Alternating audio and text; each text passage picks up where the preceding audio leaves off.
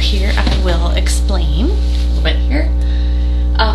Up top here I put estimation of a maximal heart rate, and there's other ways you can do this based on your resting heart rate, so on and so forth, but to make this super simple, super easy, we're just going to go the standard 220 minus your age, which I'm sure you've heard before.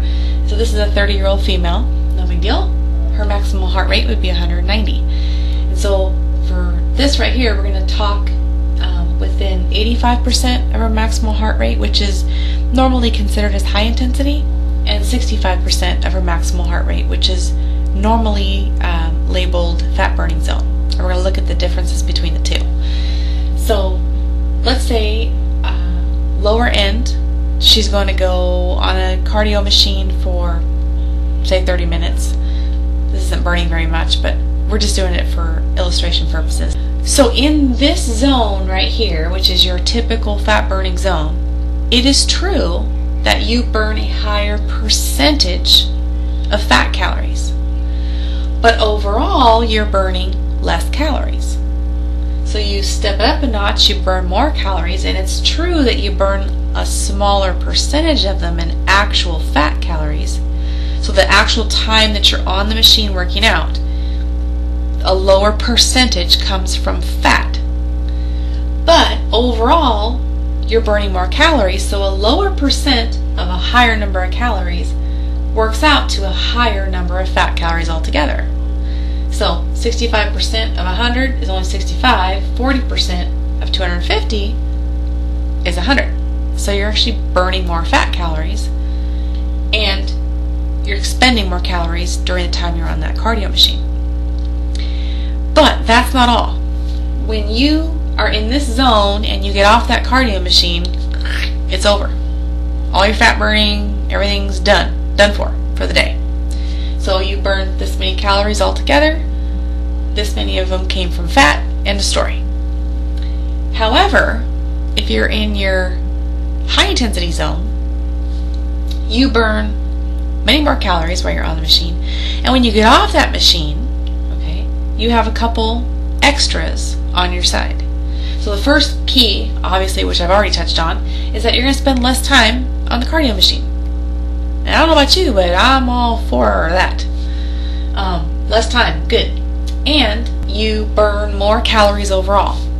And if your goal is weight loss and fat loss, then ultimately you're going to want to expend more than you take in, so that you have an overall caloric deficit.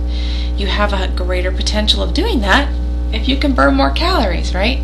So you get the potential for a caloric deficit at the end of the day, and the potential meaning your diet counts here.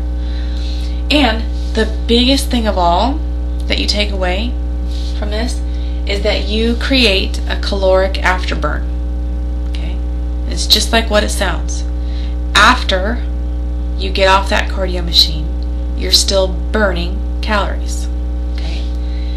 Now an acronym for this is called EPOC, which is excess post-cardio oxygen consumption. And that's just some fancy words for basically saying that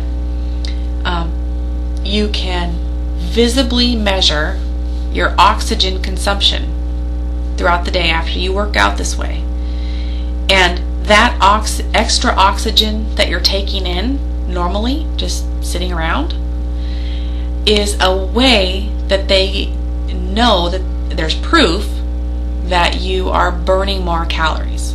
So it's basically an indication that they use for you burning more calories at rest.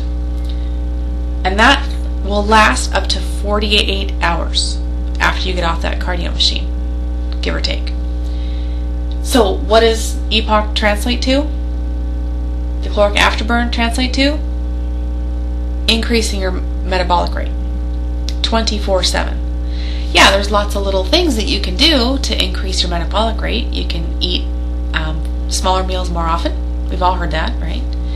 But working out this way is the big kahuna as far as increasing that metabolic rate. Now don't get me wrong, there is a time and place for this type of working out.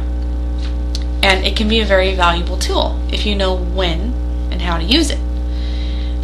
But in especially Julie's situation, for her and the majority of other people that email me as well, they're after fat loss. They want to get rid of the fat. There's so many tools you can use, but for Julie's situation especially, and many others, this is your best weapon as far as fat loss is concerned. So, send me more questions. Keep them coming. Thanks, Julie.